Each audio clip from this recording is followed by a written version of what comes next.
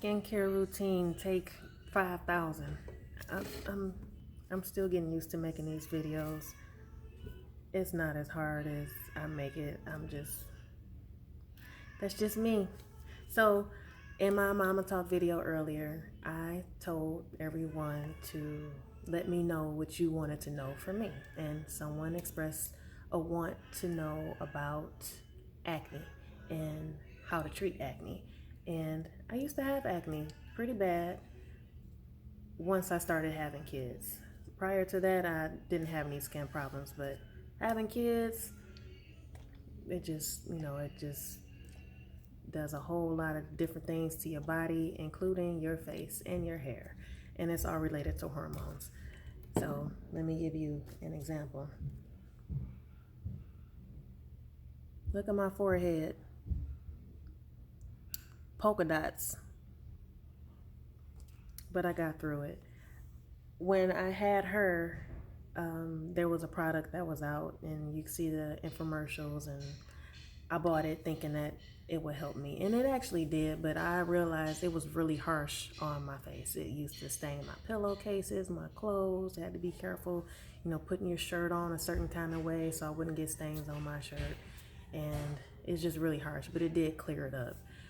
Fast forward to when I had my 7-year-old, had the same problem, just in different spots. I had them more on my cheeks, a little bit on my forehead, and it took a while for that to go away because I had him, and then I have another son. They're 13 months apart. So I was having hormonal issues for a long time with back-to-back pregnancies. But I found that the Proactive didn't work that time around. I had to get something different. So I tried different products that you can find over the counter, and nothing was really working to my satisfaction until I found out about black soap. And black soap is not black. So if you do like I did and bought the black soap, it may have worked for you, but it didn't work for me, and I found that that's not authentic black soap. This one is, and they actually call this doo-doo something, D-U-D-U. I can't remember the whole word, but this is real black soap. It's full of different kinds of oils. It's got rocks in it. It's the real deal, and this comes from Ghana. I bought this in April of this year, and it's August now, and I still have it. And what I do is I buy a big block and cut it into little squares so it can fit into my soap dispenser. So whenever I need a new one, I just cut a piece off and put it back up. Wrap it up, put it in a plastic bag so it doesn't dry out, and it's still good to go. So today is Saturday, and I always like to do some type of self-care regimen so that I can prepare for the upcoming week, because I have to go back to work Monday. Kids are still out of school, but still, I have to recharge and, take a minute and do something. It doesn't matter how big or how small it is, but I got to do something. So today it was take a bath and exfoliate my face. So that's where the idea to do the video came from. I soaked in a tub. The water is hot. The steam is already steaming your face. So what I started off with was exfoliating, and my method is really simple, it's really cheap, it's less than $1, and it'll last you for a long time, and it's baking soda.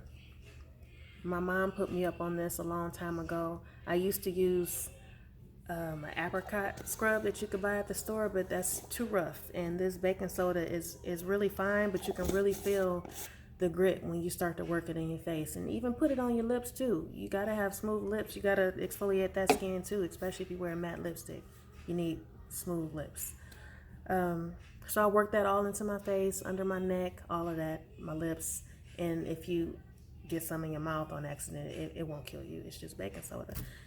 Rinse that off with cool water, get out. Next thing is a spray of rose water, and I don't use this all the time. Sometimes I do, sometimes I don't. It just depends on what kind of mood I'm in. But today I did use the rose water, and it's refreshing. It smells really nice if you like the smell of flowers and roses. It's just a nice, fresh wake up for your skin. After that, I use this apple cider vinegar with the mother. I don't use it straight out of this bottle because I use apple cider vinegar for a lot of different things, and that's another Mama Talk video. But I have a bottle of witch hazel that has rose water in it already, and I just add the apple cider vinegar to it. And you can put it on a cotton swab and just work it in. You know, you wash your face with your hands or a washcloth, but there's still dirt under all those layers of skin, and it has to come out. And you know, the air that we walk around in is dirty. It's a whole lot of pollutants and toxins that go into your skin that you don't see and you don't really become aware of. But when you start to clean your face after you get out of the tub, after you wash your face, and you look at that cotton ball, you can still see leftover dirt on your face. So this is good. If you do it on a regular basis, you should have cleaner, healthier looking skin. After the apple cider vinegar, once my face is dry, I use this here, and this is something that will be for sale on the website. And this is my own product that I use on myself, and I make things and try them out first to make sure it's, you know, is right, because I don't want to sell something that I feel like is just not good enough to sell. And so far this is working for me, and I was just playing around with some different essential oils that I had around the house. And my carrier oil, which is the oil that it's all mixed inside of, is grapeseed oil. Grapeseed oil is really lightweight, it's thin, it doesn't clog your pores, it's not heavy. Again, I live in Texas, so me putting a lot of different oils on my face, because I don't use lotion or creams on my face unless it's the shea butter at night, depending on if I'm feeling really dry. But the grapeseed oil is a good carrier oil to add essential oils to. So the essential oils I have in here are orange, frankincense, tea tree oil, lavender, and chamomile.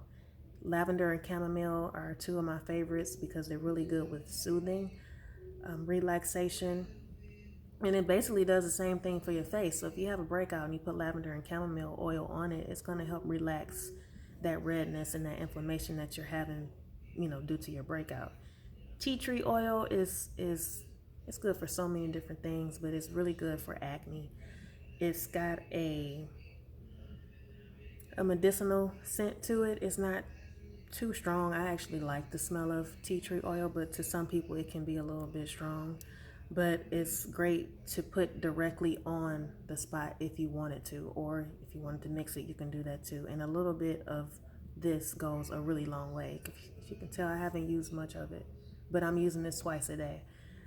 The other oil that I have in here is frankincense. Frankincense is really good for scars, dark spots, inflammation. It has other uses too, but for the face, it's really good for the dark spots, the inflammation, redness. And what else do I have in here? I think that's everything that's in here. I made this so long ago, I can't really remember, but so far this is working for me. And like I said, I put it on twice a day and I'm good. I don't look shiny or anything like that when I leave out in the daytime.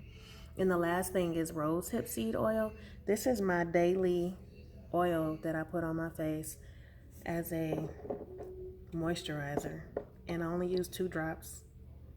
It's clear, but it gives me a nice, radiant, natural look and glow where I don't look too shiny. It's not heavy at all. I'm not sure what the SPF content of this is. I'm not sure, but I'm not really, and I should be, but I'm not really that big on SPF. But I do hear that carrot seed oil has an SPF of maybe 40 or 45, which is a good thing, but I'll get better with that. That's just not something that I've been trained to be, you know, practicing, you know, SPF and stuff like that. But I'll do better. I'm human. Last but not least, you need to drink water. We all struggle with water intake sometimes because it's water. But I do know that when you drink a lot of water, you will see a difference in your skin and your hair. And with me being natural with the curls, I can tell when I need to drink more water because your hair and your face is like a plant. So if you are not watering your plant, you're going to dry out and shrivel up. Same thing with my hair.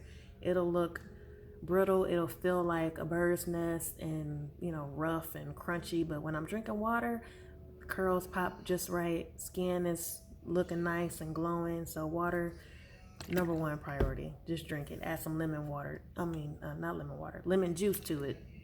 Get it down. And that works. So thank you for watching this video. If you have any other things you'd like me to talk about, let me know. The website is www.mamaearthified.com, and see you later. Bye.